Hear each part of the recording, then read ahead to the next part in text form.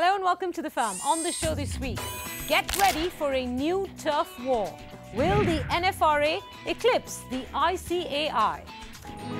10 years ago, the Enron scam prompted the Sarbanes-Oxley Act with measures to improve governance standards in corporate America. And so was born the Public Company Accounting Oversight Board. The PCAOB oversees the audits of public companies. Today it has 2,363 accounting firms registered with it, a staff of 766 and a budget of $245 million. A similar chain of events has occurred in India, where the Satyam scam has led to stronger governance measures in the Companies Act 2013, which in turn creates the National Financial Reporting Authority.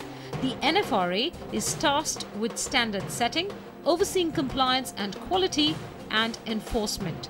Headed by a chairman, it can have up to 15 members, including 3 full-time members for accounting, auditing, and enforcement, each of whom will head individual committees.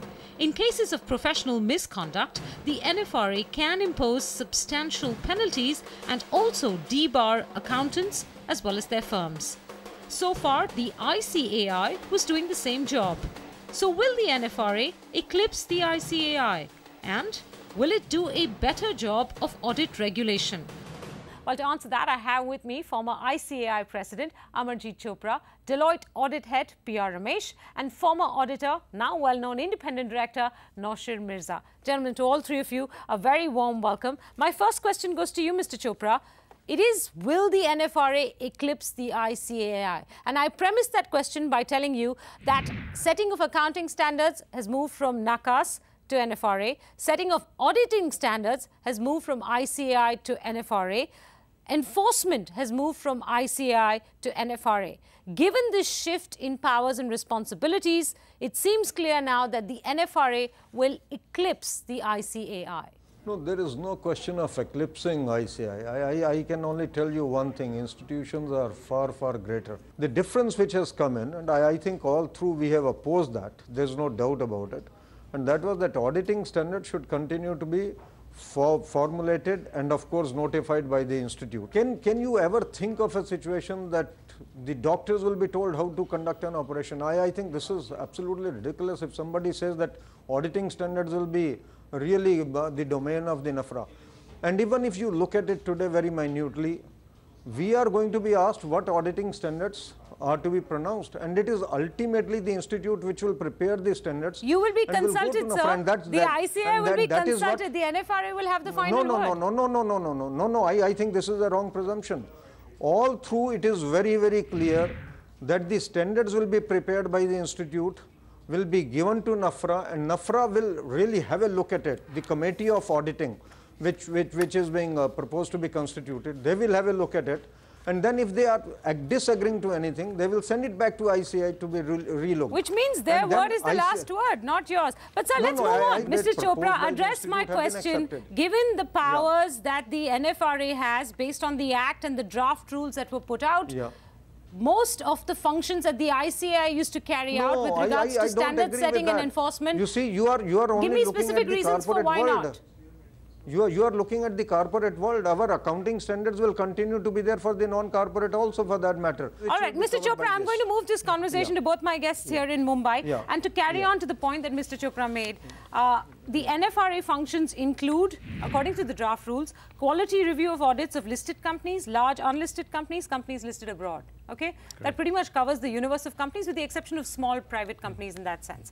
The NFRA functions include investigating auditors that audit more than 200 companies in a year, more than 20 listed companies in a year, any auditor who audits a large company, any auditor who audits a company listed abroad. That pretty much covers all the large audit firms and auditors in this country. The scope of the powers and the functions of the NFRA eclipse the ICAI. The power is clearly shifting. Would you not agree with that, Ramesh? Well, there is a short term, there's a medium term, there's a long term. And I wouldn't like to, I don't want to use the word eclipse, but the reality is NFRA is moving in the direction of how independent audit regulators are across the world.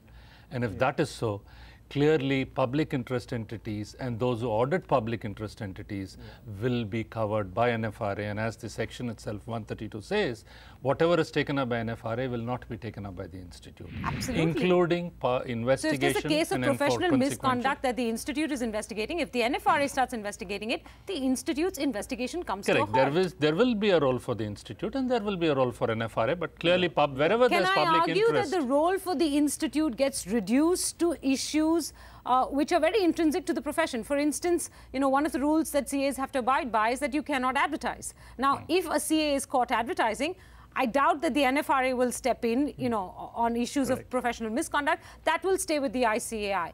But everything else which is connected to audits of public listed companies, so there are just public companies, large companies has moved. Quality of financial reporting and quality of assurance. The quality of financial reporting and the quality of the test function is what NFRA would focus on, not the other matters. So what you're saying in kind words is the bulk of the responsibility has moved. Minek, I would agree with what you're saying, even though my two colleagues on this program are sort of hedging their position. I would agree that the more important functions of the institute are being taken away by the NFRA. The institute still has functions, without a doubt, but the more important ones are being taken away, and that is because the institute has often dragged its heels in doing things it should have done. Let me give you one example. Take auditing standards. See, most of the auditing standards that have been promulgated are ones which have been copied from the international standards. But take one very important standard which is right now the topic of much debate. Because of the way this profession in India is structured, the institute still doesn't have, or still permits joint audits and branch audits to be done, for which the principal auditor is not responsible whatsoever. So we have the situation of NRE, Gujarat Coke or something, where 80% of the financial statements were audited in Australia, but the auditor in India was We're familiar with it. It's a story we've covered on the show. Our viewers know about it. You have. So now this is the standard long ago the institute should have come out with, that the principal auditor must take responsible for the full financial statements. No. I fully disagree with it. You see, if you look at the entire standard on reporting, from where it has been taken from the international, and even in the international, whatever you have not audited, you say that you have not audited. So where is the question? Mr. Chopra, let's not split hairs. What Mr. Mirza used was an illustration for why he thought that the ICAI has not been able to fulfill its responsibilities. No, I'm not denying that, but at the same time, we must also look at it from a bigger perspective, broader perspective. Unfortunately, everybody comments on Satyam. Let somebody sit in the shoes of the president of the institute. If the codes of the country keep on giving the stay after stay, what can the president or the vice president of the institute answer the question this way. What is now left for the ICAI to do if issues of gross negligence, of professional misconduct, if the overviewing or supervision of audits and financial statements is going to lie with the NFRA? Then what is left for the ICAI to do outside of its other core function, which is education and training? I'll tell you. Licensing. It only goes on to say that whatever has been undertaken by the NFRA, so far as the investigation or disciplinary is concerned, that will not be undertaken by the institute. There is no doubt about it. But you please look at the rule itself. What does the rule say? In which case NFRA is going to act? Against the firms only where the firm has got 200 company audits, where the firm has got 20 listed companies audits, or where they are doing certain audits which are in respect of the foreign entities, etc., etc. Now you tell me, if a scandal occurs in the case of a company and there is a firm whereby the firm does not have 20 listed companies, the firm does not have 200 companies, the firm does not have a company which has a turnover of more than 1,000 crore or a paid up capital of 500 crore or a net worth of 500 crore, can NFRA step in? My answer is no. Surely, NFRA does not step in. NFRA can step in because Chopra Sahab, it is very clear that on any matter referred by any of the agencies, government, other regulators, including only if SEBI refers to NFRA, NFRA can undertake an investigation and can also do so suo moto, It can do so suo moto, it can do so based on complaints, it can do so based on referrals from any other regulatory agency. Whether in reality it does is a different matter depending on Sir, the parameters that you're referring to, those two sets of responsibilities have to do with, I think, quality control of some fashion. They don't have to do with limiting enforcement. It talks of investigation. Yes. In all those cases, it's talking of the investigation. And unfortunately, the entire NFRA rules are talking of investigations. It does not talk of quality review in detail. No, that's the most unfortunate part. I agree, but I think we need to look at... This is where my next question comes, right? If some powers are shifting, and Mr. Chopra has a point here, if some powers are shifting, then who does what? If there is an auditor who is responsible for auditing just one listed company, and if there is a fraud in that listed company, that auditor will be taken to task by ICAI or NFRA. Who's going to decide that? And in these gaps, are we going to end up with 2 regulators and no regulation? First, let me explain one thing. What's in the law is significantly cast in stone. What's in the rules is the beginning. And the rules will change as NFRA evolves. NFRA has to fall in line with the International Forum of Independent Audit Regulators. Well, why couldn't Otherwise, it just you'll have be every all regulator from outside India India coming and inspecting in India as they currently do. Okay. Okay. Having said that, there is quality of financial reporting and quality of the attest function. Quality of financial reporting today is looked at by FRRB in the institute, by the ROC mechanism, and NFRA can use these in the initial period, in right? the initial period. So, provision. if what NSRA has set itself is, it will first focus, given the fact that it has to... I'm coming back to that. If these rules become the final rules, very quickly. And if there are companies that fall between these gaps, who will take care of that? If it is a small entity, initially NFRA will not focus, because that will be left to ICAI. It's not that all powers... Is this a recipe for confusion? See, 2 regulators and no regulation? Manika, it depends on... See, most of these things are triggered by a complaint being filed. To the extent that it's a complaint which should go to the NFRA as per the definitions here, the complainant would be told to go to the NFRA. But if there are complaints which are not in the NFRA's domain, but nevertheless the complainant goes to the NFRA and says, I don't have confidence in the ICAI, I'm going to the NFRA. It's up to the NFRA to take it up or not take it up. Or pass it back to the ICAI. Or pass it back to the ICAI. But in reality, what will happen, NFRA will not dilute its bandwidth by focusing on small and medium enterprises or entities. Even if they're listed. Even if they're listed. Even if they are listed, it's an issue of size. It should not also. I mean, because the NFRA will have limited capacity. You mentioned the issue of capacity. Let me come to this. Yeah. There are several pages, that dwell on the design of the NFRA, who mans it, a chairperson, then you've got 3 other full-time members, which include an audit member, an accounting member, an enforcement member. And it says that the chairman will be paid 3 lakh rupees a month, no house, no car, and that the other full-time members will be paid 2.5 lakh rupees a month, no house, no car. Now, I just want to know which right-thinking professional who has the experience, and the intellect to do this job well is going to want to work for the NFRA at that kind of fee. Add to that the fact that none of these full-time members can be attached to any firm or to any company. In fact, I think that extends to part-time members as well.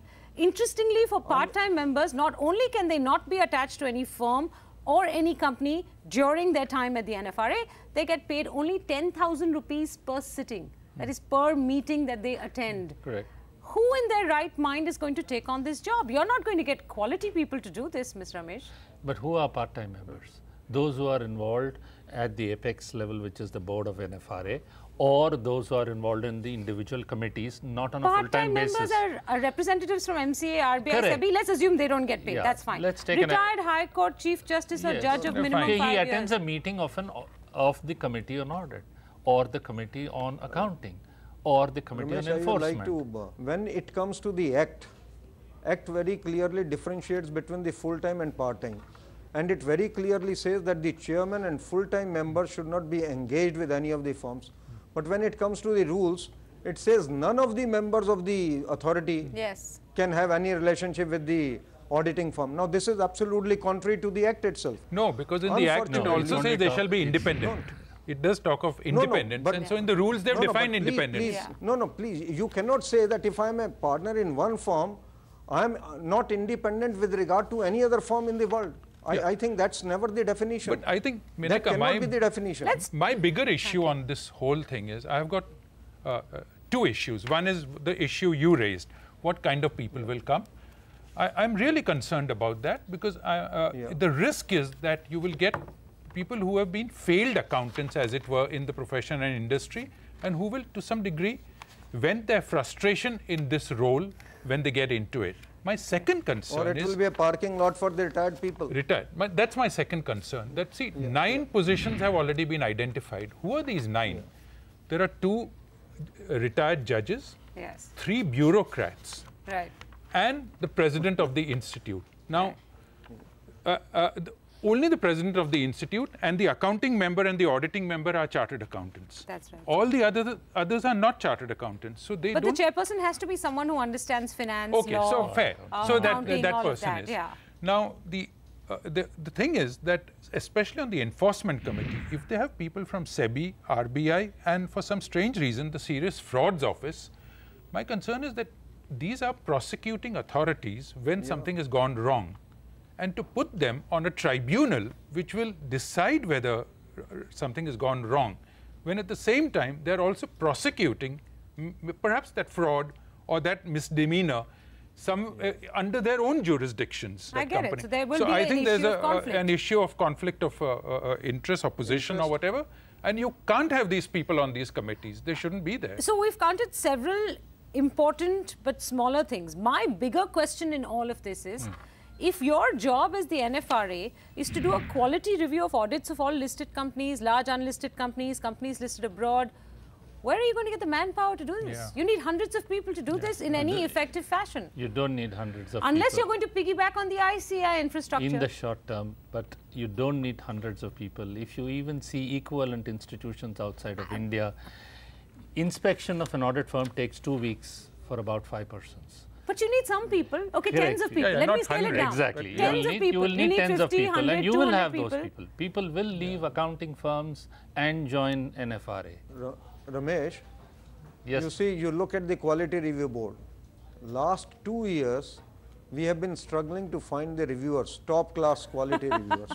You also know, I'm going on record to say that when we have to get an review conducted of a Big Four, to get the reviewer of that kind, we are not able to get. And it is not that we are not paying. That is because in the Quality Review Board, you're looking only at practicing accountants. You forget you are missing the entire Comptroller and Auditor General cadre which is there. There are people who are trained to do audits of public sector undertakings. They may move in. And I'm fully with Nawshir on certain points that whatever is being looked at and the kind of people who may come in, probably they may not be audit oriented at all, and they may not be accounting standard oriented at all at the end of the day. So what we need to do is, we need to do a lot of rethinking on the entire, and actually I personally feel that these 2 committees which are there, auditing committees and accounting committee, and the third committee being an enforcement committee, and what we are talking of, the committee which will set these standards will also try to ensure the compliance thereof. It is a maker and checker concept, and that defies logic under any circumstances. We should have had another committee which should have been called the Quality Assurance Committee for that matter. Mr. Mirza, let me put it to you this way. You made the case in the beginning that the ICAI is rightfully losing some of its roles and responsibilities, right? Technically, the powers may exist under the Act, but this is shifting to NFRA. Do you think the way the NFRA design shows up in the draft rules gives you confidence that the NFRA will be able to do what the ICAI has not? I have my gravest doubts about that, Manika, that it will be any improvement on the current situation. In fact, to some degree, my fear is things may get even worse, because you're going to have a whole bureaucracy out there. There is a secretariat. I mean, anyone who's gone to offices in Delhi knows the kind of situation you have up there. So my genuine concern is that this is not going to result in an improvement. And I can tell you, Menka, the way the rules have been drafted, these are far, far more confusing. And we are presuming that there will be complaints from banks, there will be complaints from individuals, whereas the Act does not provide it. Very frankly, the rules in certain cases are contradictory to the law itself, and that cannot happen. And I fully agree with Nawshir, what Nawshir has said. Not that I am sporting any part of the institute from that angle, but I have the gravest of the doubts that the NFRA in the present form can really succeed. Let me give the last word to Mr. Ramesh, and I have avoided saying this all through the conversation, but sir, the rumor is that you've drafted or scripted a large part of the draft rules. Maybe now so I'll give you the last word to defend maybe what is your creation. But principally, do you think that the NFRA is going to do a better job than what the ICAI did, given this design? Let me just make two statements here. One is the quality of the design, I think, is very good. You may be concerned about the quality of the construction and maintenance, if I may say, but the quality of the design, I think it's very good. Second, I would like to close by saying success depends not on the choices we make, but what we make of the choices. Okay. And that is what is important. All right. I've never done an accounting and auditing conversation that's ended on 2 lines of poetry. But gentlemen, thank you so much for joining me. These are early days as yet, both for the NFRA in terms of draft rules and for the shift in power. This is the discussion we'll keep coming back to over time. Thank you very much for joining me, and thank you very much for watching.